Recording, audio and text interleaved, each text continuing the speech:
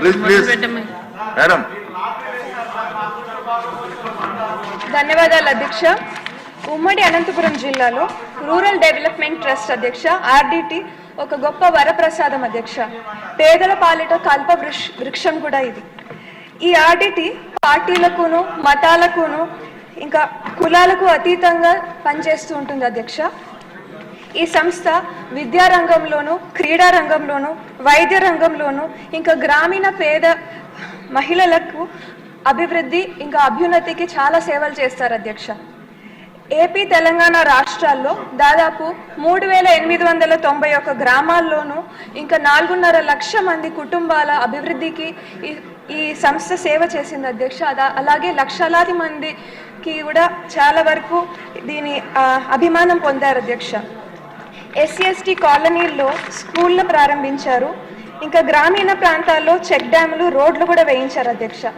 అనంతపురం జిల్లాలో 3 హాస్పిటళ్లు నడుపుతారు అధ్యక్ష ఈ సంస్థ. అందులో భాగంగా దాదాపు 8.5 లక్షల మందికి అవుట్ పేషెంట్లకును 60,000 మంది ఇన్ పేషెంట్లకును ప్రతి సంవత్సరం వీళ్ళు సేవ చేస్తారు అధ్యక్ష. 15,000 సర్జరీలు, 15,000 డెలివరీలు కూడా ఈ సంస్థ చేస్తుంది అధ్యక్ష. అదే విధంగా 3,000 మంది సంస్థలో పనిచేస్తారు అధ్యక్ష. ఇంకా క్రీడా రంగంలో వీరిచ్చే ట్రైనింగ్ ద్వారా చాలా మంది పిల్లలు జాతీయ, అంతర్జాతీయ స్థాయిలో కూడా క్రీడల్లో చాలా వరకు పాల్గొంటారు అధ్యక్ష. ఇటువంటి గొప్ప సంస్థకి కొన్ని సాంకేతిక కారణాల వల్ల FCRA రెన్యువల్ మన కేంద్ర ప్రభుత్వం చేయడం లేదు అధ్యక్ష. మీ ద్వారా మన రాష్ట్ర ప్రభుత్వాన్ని ఇంకా గౌరవ ముఖ్యమంత్రి శ్రీ నారా చంద్రబాబు నాయుడు గారిని కోరుతున్నాను అధ్యక్ష. ఈ సంస్థకి FCRA రెన్యువల్ కేంద్ర ప్రభుత్వం ద్వారా చేయించమని కోరుతున్నాను అధ్యక్ష. ధన్యవాదాలు.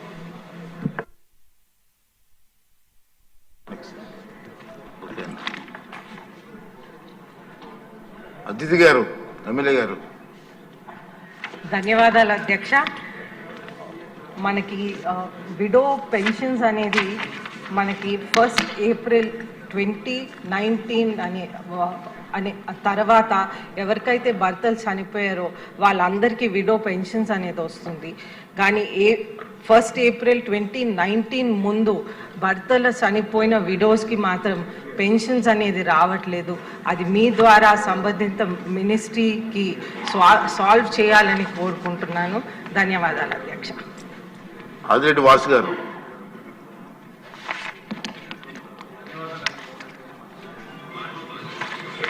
మ్యూచువల్ ఎయిడెడ్ కోఆపరేటివ్స్ గురించి మీ దృష్టికి తీసుకురావాలి అధ్యక్ష.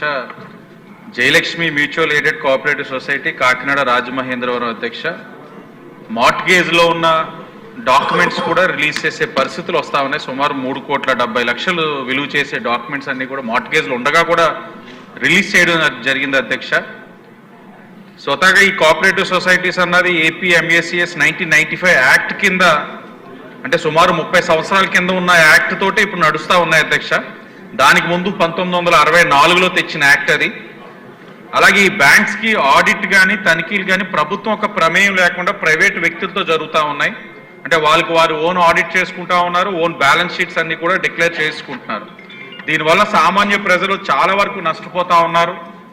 పేద మధ్యతరగతి ప్రజలు అధ్యక్ష కష్టపడి రూపాయి పోగేసుకొని ఏదైనా ఎక్కువ మొత్తంలో వడ్డీ వస్తుందని వాళ్ళ దగ్గర డిపాజిట్ చేస్తూ ఉన్నారు. ఒకటి ఏంటంటే 1995లో యాక్ట్ ఏదైతే ఉందో దాన్ని మళ్ళా రివైవ్ చేయాలి. అలాగే ప్రభుత్వ అధికారుల చేతి మీద ఆడిట్ నిర్వహణ చేపట్టే విధంగా మీ ద్వారా శాఖామత్యులను కోరుతా ఉన్నాం అధ్యక్ష.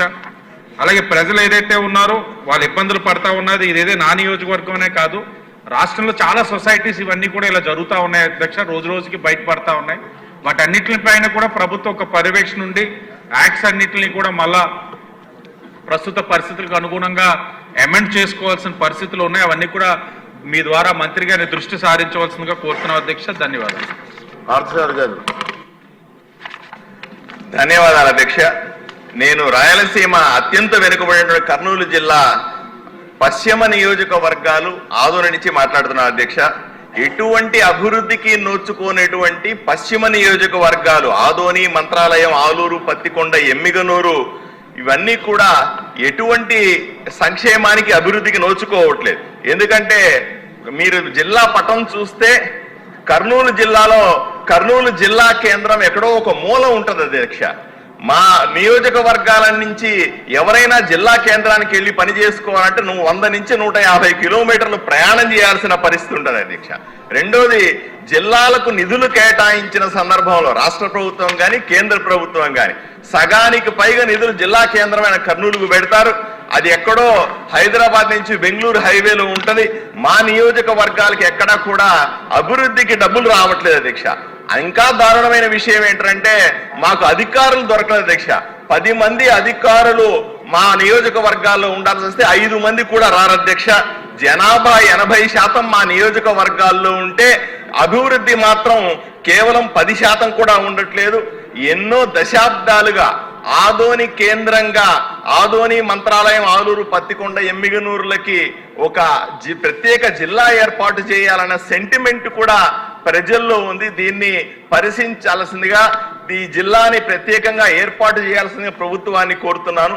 అదేవిధంగా ఆదోని మండలం అధ్యక్ష, ఒకసారి మీరు అర్థం చేసుకోవాలి, 1,30,000 మంది జనాభా ఉన్నటువంటి ఆదోని మండలం రాష్ట్రంలోనే అతిపెద్ద మండలం అధ్యక్ష. 10,000, 15,000 జనాభా ఉంటే కూడా ఒక మండలాన్ని ఏర్పాటు చేసే సందర్భంలో 1,30,000 మందితో ఒక మండలంలో ఒకే తహసీల్దారు, 5 మంది క్లర్కులతో ఏ విధంగా నడుపుతారో ఆలోచన చేయాలి. దీన్ని 4 మండలాలుగా చేయాలని గత అసెంబ్లీలో కూడా నేను ప్రభుత్వాన్ని విన్నవించాను అధ్యక్ష. దీన్ని త్వరితగతిగా